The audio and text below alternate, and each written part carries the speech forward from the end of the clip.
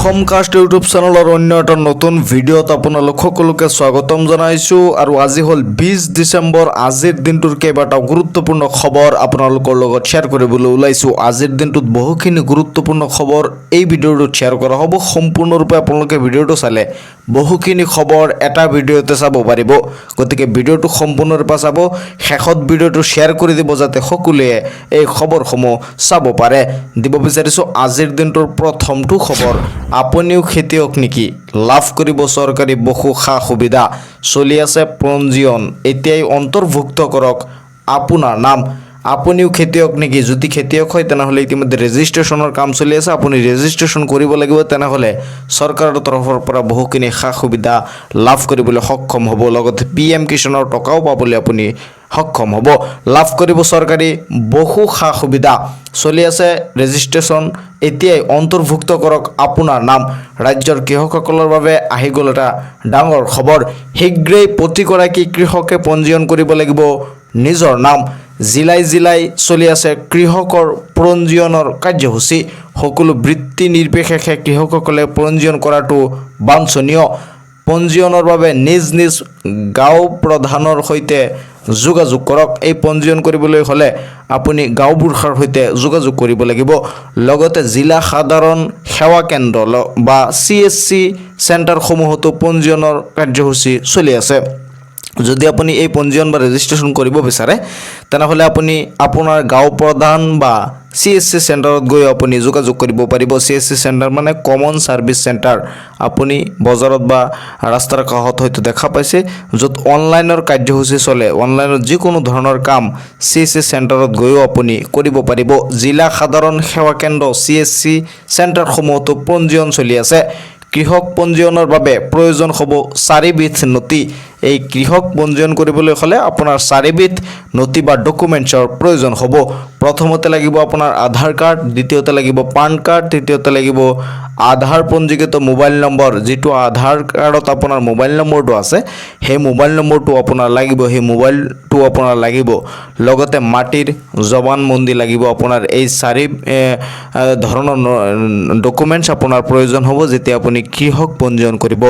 আধাৰ card লাগিব, PAN card লাগিব, আধাৰ পঞ্জীকৃত মোবাইলটোও লাগিব আপোনাৰ, লগতে মাটিৰ জমানবন্দীও আপোনাৰ লাগিব। এই 4বিধ নথিৰ সৈতে আপুনি পঞ্জীয়ন কৰিব পাৰিব নিজৰ নাম। কৃষক পঞ্জীয়ন হোৱাৰ পিছতে লাভ কৰিব চৰকাৰৰ বহুতো সা সুবিধা। আন জিলাসমূহৰ লগতে যোৰহাট জিলা কৃষি বিষয়াও জাৰি কৰিছে জাননী। শীঘ্ৰেই প্ৰতিগৰাকী কৃষকে পঞ্জীয়ন কৰিব লাগিব নিজৰ নাম। জিলাই জিলাই চলি আছে কৃষক পঞ্জীয়ন কাৰ্যসূচী। গতিকে অতি সোনকালে আপুনি CSC চেণ্টাৰ বা গাঁও প্ৰধানৰ সৈতে যোগাযোগ কৰি আপোনাৰ নামটো অন্তৰ্ভুক্ত কৰাই লওক, নহ'লে চৰকাৰী যিকোনো ধৰণৰ সা সুবিধাৰ পৰা আপুনি বঞ্চিত হ'ব পাৰে। PM কিষাণৰ সা সুবিধাৰ পৰাও আপুনি বঞ্চিত হ'ব পাৰে। গতিকে আপোনাৰ নামটো এতিয়াই আপুনি পঞ্জীয়ন আপুনি কৰাই লওক। CSC চেণ্টাৰত গ'লেই এই বিষয়ে আপোনালোকে সবিশেষ জানিব পাৰিব। দিব বিচাৰিছোঁ আন এটা গুৰুত্বপূৰ্ণ খবৰ। নগাঁৱত 380 বিঘা ভূমিত চলিব উচ্ছেদ। বেদখলকাৰীৰ ঘৰ খালী কৰিবলৈ মাইক যোগে ঘোষণা কৰা হৈছে। বেদখলকাৰীৰ ৰক্ষা নাই। নগাঁৱত চলিব বৃহৎ উচ্ছেদ অভিযান। বেদখলকাৰীক 15 দিনৰ ভিতৰত ঘৰ খালী কৰাৰ নিৰ্দেশ দিয়া হৈছে। ঘৰ খালী কৰিবলৈ মাইক যোগে ঘোষণা প্ৰশাসনৰ। 15 দিনৰ ভিতৰত বেদখলকাৰীয়ে খালী কৰিব লাগিব ঘৰ। চামগুৰি, বেলগুৰি, কছাৰীগাঁও, কিছামতৰ 380 বিঘা গ্ৰেজিং ৰিজাৰ্ভৰ ভূমিত চলিব সৰ্ববৃহৎ উচ্ছেদ অভিযান। বেদখলকাৰীৰ বিৰুদ্ধে চৰকাৰৰ দয়া নাই ক্ষমা নাই নীতি আৰম্ভ হৈছে। ঘৰ খালী কৰিবলৈ মাইক যোগে ঘোষণা কৰিছে প্ৰশাসনে। 15 দিনৰ ভিতৰত বেদখলকাৰীয়ে খালী কৰিব লাগিব ঘৰ, আৰু ঘৰ খালী কৰিবলৈ মাইক যোগে প্ৰশাসনে ঘোষণা কৰিছে আৰু তেওঁলোকক সময়সীমা দি দিছে। 15 দিনৰ ভিতৰত বেদখলকাৰীয়ে খালী কৰিব লাগিব নিজৰ ঘৰ। বেদখলকাৰীৰ বিৰুদ্ধে চৰকাৰৰ দয়া নাই ক্ষমা নাই নীতি আৰম্ভ হৈছে। ঘৰ খালী কৰিবলৈ মাইক যোগে ঘোষণা কৰিছে প্ৰশাসনে। 15 দিনৰ ভিতৰত বেদখলকাৰীয়ে খালী কৰিব লাগিব ঘৰ। দিব বিচাৰিছোঁ আন এটা গুৰুত্বপূৰ্ণ খবৰ, আৰু এই খবৰটো বহুত গুৰুত্বপূৰ্ণ। আপোনালোকে গুৰুত্ব সহকাৰে এই খবৰটো শুনিব আৰু শ্বেয়াৰ কৰি দিব যাতে সকলোৱে চাব পাৰে। খ্ৰীষ্টমাছ 31 ডিচেম্বৰলৈ মাজত মাত্ৰ কেইটামান দিন ৰাজপথত চলিছে নাকা চেকিং যান বাহন চলাওঁতে আপুনি সাৱধান হ'ব লাগিব 31 ডিচেম্বৰলৈ মাজত মাত্ৰ কেইটামান দিন বাকী আছে ৰাজপথত চলিছে নাকা চেকিং ৰাজ্যজুৰি কঠোৰ হৈছে যান বাহন আৰক্ষী কেৱল জৰিমনাই নহয় বহু আইন ভংগকাৰী যাব লাগিব জেল পৰ্যন্ত হেলমেট পৰিধান নকৰাকৈ বাইক চলোৱা সিট বেল্ট নমৰাকৈ গাড়ী চলোৱাসকলৰ সাৱধান নথিপত্ৰ অবিহনে গাড়ী চলোৱা বহু বাহনক জৰিমনা বিহিছে অভিযানকাৰী দলে যান বাহন আইন ভংগ কৰিলেই আপুনি পৰিব বিপদত কুঁৱলীৰ সময়ত বাহন চলাওঁতে আপুনি সাৱধান হ'ব কেৱল জৰিমনাই নহয় বহু আইন ভংগকাৰী যাব লাগিব এতিয়া জেললৈ হেলমেট পৰিধান নকৰাকৈ বাইক চলোৱা সিট বেল্ট নমৰাকৈ গাড়ী চলোৱাসকল সাৱধান হৈ যাওক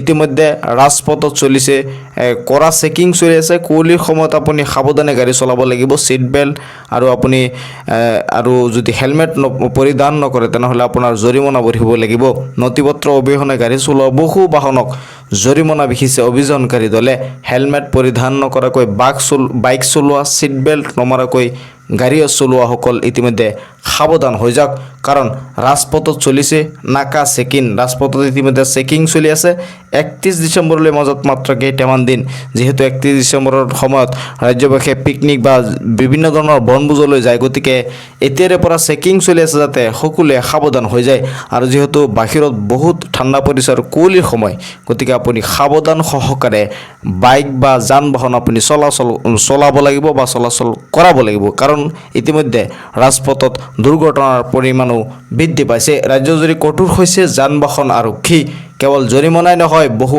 আইন ভংগকাৰী যাব লাগিব এতিয়া জেল পৰ্যন্ত হেলমেট পৰিধান নকৰাকৈ বাইক চলোৱা সিট বেল্ট নমৰাকৈ গাড়ী চলোৱাসকল সাৱধান হৈ যাওক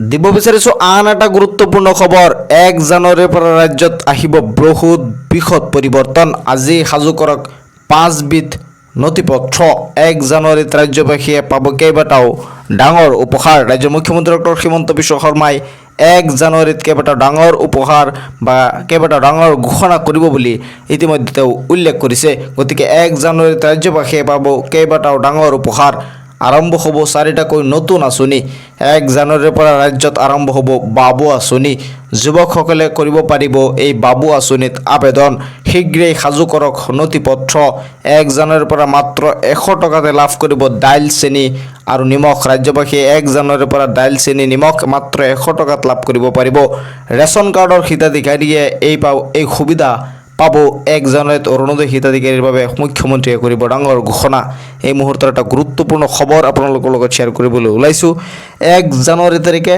অৰুণোদয় হিতাধিকাৰীক লৈ ৰাজ্যৰ মুখ্যমন্ত্ৰী ডক্টৰ হিমন্ত বিশ্ব শৰ্মাই এটা বৃহৎ ঘোষণা কৰিব বুলি তেওঁ উল্লেখ কৰিছে হ'ব পাৰে অৰুণোদয় আঁচনিৰ মানে যি 1250 টকা আছে সেই 1250 টকাৰ পৰা আপোনাৰ ধন বৃদ্ধি কৰি দিব পাৰে সেইটো 1 জানুৱাৰী তাৰিখে অৰুণোদয় হিতাধিকাৰীক লৈ ৰাজ্যৰ মুখ্যমন্ত্ৰী ডক্টৰ হিমন্ত বিশ্ব শৰ্মাই বৃহৎ ঘোষণা কৰিব বৃদ্ধি পাব পাৰে অৰুণোদয় আঁচনিৰ ধন জানুৱাৰীত ৰাজ্যবাসীয়ে ৰন্ধন গেছত পাব ৰাজসাহায্য কেৱল অৰুণোদয় আঁচনি নহয় ৰেচন কাৰ্ডেই নহয় বাবু আঁচনি নহয় জানুৱাৰীত ৰাজ্যবাসীয়ে ৰন্ধন গেছতো পাব ৰাজসাহায্য এই কথা ঘোষণা কৰিছিল ৰাজ্যৰ মুখ্যমন্ত্ৰী ডক্টৰ হিমন্ত বিশ্ব শৰ্মাই মাত্ৰ 300 টকাতে লাভ কৰিব আপুনি উজ্জ্বলা ৰন্ধন গেছ মুখ্যমন্ত্ৰী সুলভ ইন্ধন আঁচনিৰ হিতাধিকাৰীয়েও পাব 250 টকা ৰাজসাহায্য শীঘ্ৰেই সাজু কৰক নথিপত্ৰ আপোনালোকে নথিপত্ৰসমূহ সাজু কৰি ৰাখক কাৰণ 1 জানুৱাৰী তাৰিখে কেইবাটাও গুৰুত্বপূৰ্ণ ঘোষণা কৰিব ৰাজ্যৰ মুখ্যমন্ত্ৰী ডক্টৰ হিমন্ত বিশ্ব শৰ্মাই উল্লেখ্য যে অৰুণোদয় আঁচনি গেছ চিলিণ্ডাৰ বাবু আঁচনি লগতে ৰেচন কাৰ্ডৰ হিতাধিকাৰীয়ে 100 টকাত 4 বিধ সামগ্ৰী ৰেচনৰ দোকানৰ পৰা লাভ কৰিব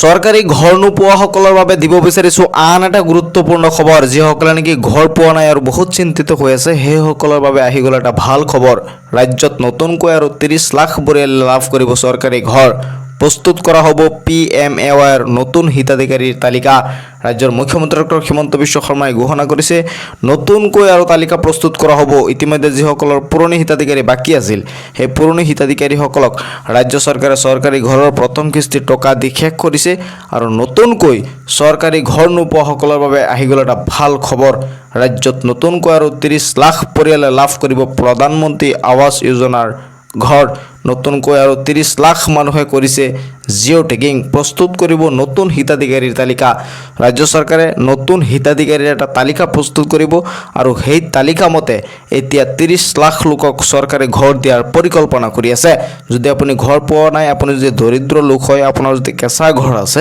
তেনেহ'লে নিশ্চয় আপুনি চিন্তিত হ'ব নালাগে চৰকাৰে আপোনাক নিশ্চয় ঘৰ দিবই কোনো দৰিদ্ৰ পৰিয়াল বাদ নপৰে পকী ঘৰ লাভৰ পৰা এইটো চৰকাৰৰ তৰফৰ পৰা জনোৱা হৈছে জিঅ' টেগিং কৰি থোৱা প্ৰায় 3,25,000 লোকে পাব চৰকাৰী ঘৰ ইয়াৰ পাছত সম্পূৰ্ণ হ'ব প্ৰায় 30 লাখ মানুহৰ জিঅ' টেগিং কিস্তি হিচাপত ধন দিয়া হ'ব ঘৰ নিৰ্মাণ কৰিবলৈ তিনিটা কিস্তিত আপোনালোকক টকা দিয়া হ'ব যিসকলে নাজানে মই জনাই দিব বিচাৰোঁ তিনিটা কিস্তিত টকা দিয়া হ'ব প্ৰথম কিস্তিত 32,500 পৰৱৰ্তী কিস্তিত আপোনালোকক 48,000 তাৰ পৰৱৰ্তী কিস্তিতো আপোনালোকক 48,000 প্লাছ কিবা এটা টকা আপোনালোকক দিব এই তিনিটা কিস্তিত আপোনালোকক চৰকাৰে ঘৰ দিব আৰু তিনিটা কিস্তিত আপোনালোকে প্ৰায় 1,30,000 মান টকা আপুনি চৰকাৰৰ তৰফৰ পৰা লাভ কৰিবলৈ সক্ষম হ'ব প্ৰথম কিস্তিত ধন পোৱাৰ লগে লগে ঘৰৰ ফাউণ্ডেশ্যন বনাব লাগিব ঘৰ বনোৱা আৰম্ভ নকৰিলে দ্বিতীয় কিস্তিৰ ধন আপোনাক দিয়া নহয় গতিকে PMAYৰ ধন পোৱাৰ লগে লগে আপুনি ঘৰ বনাব লাগিব অন্যথা নাপাব চৰকাৰী সা সুবিধা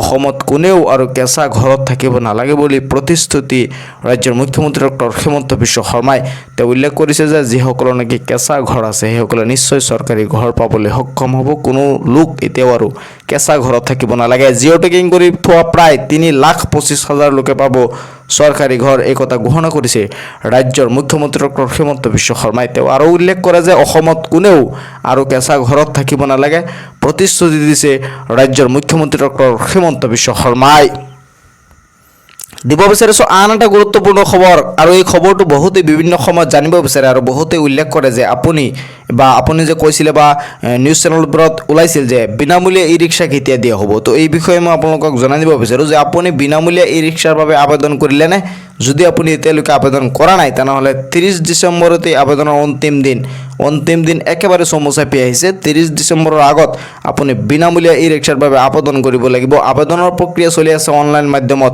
শীঘ্ৰেই কৰক অনলাইনত আবেদনৰ অন্তিম তাৰিখ 30 ডিচেম্বৰ www.linguisticminority.in এই ৱেবছাইটত কৰিব লাগিব আবেদন আৰু আবেদনৰ লাষ্ট ডেট 30 ডিচেম্বৰ আজি হ'ল 20 ডিচেম্বৰ মাত্ৰ 10 দিন সময় আপোনাৰ হাতত আছে এই 10 দিনৰ ভিতৰতে আপুনি এই বিনামূলীয়া ই ৰিক্সাৰ বাবে আবেদন কৰিব লাগিব অন্যথা আপুনি এই বিনামূলীয়া ই ৰিক্সা আৰু মপেড পোৱাৰ পৰা বঞ্চিত হ'ব আবেদন কৰিবলৈ সাজু কৰক নথিপত্ৰ বাৰ্ষিক আয়ৰ প্ৰমাণপত্ৰ লাগিব পান কাৰ্ড আধাৰ কাৰ্ড আৰু পাছপোৰ্ট সাইজৰ ফটো হ'লে আপুনি আবেদন কৰিব পাৰিব বাৰ্ষিক সংখ্যালঘুসকলৰ বাবে চলি আছে এই বিশেষ আঁচনি অনলাইন আবেদনৰ অন্তিম তাৰিখ 30 ডিচেম্বৰ আবেদন কৰিবলৈ আপুনি সাজু কৰক এই নথিপত্ৰসমূহ আপোনাৰ সাজু কৰিব লাগিব বাৰ্ষিক আয়ৰ প্ৰমাণপত্ৰ অৰ্থাৎ ইনকাম চাৰ্টিফিকেট পান কাৰ্ড আধাৰ কাৰ্ড আৰু পাছপোৰ্ট সাইজৰ ফটো হ'লে আপুনি আবেদন কৰিব পাৰিব আবেদনৰ বাবে আপুনি www.linguisticminority.in এই ৱেবছাইটত আপুনি কৰিব লাগিব আবেদন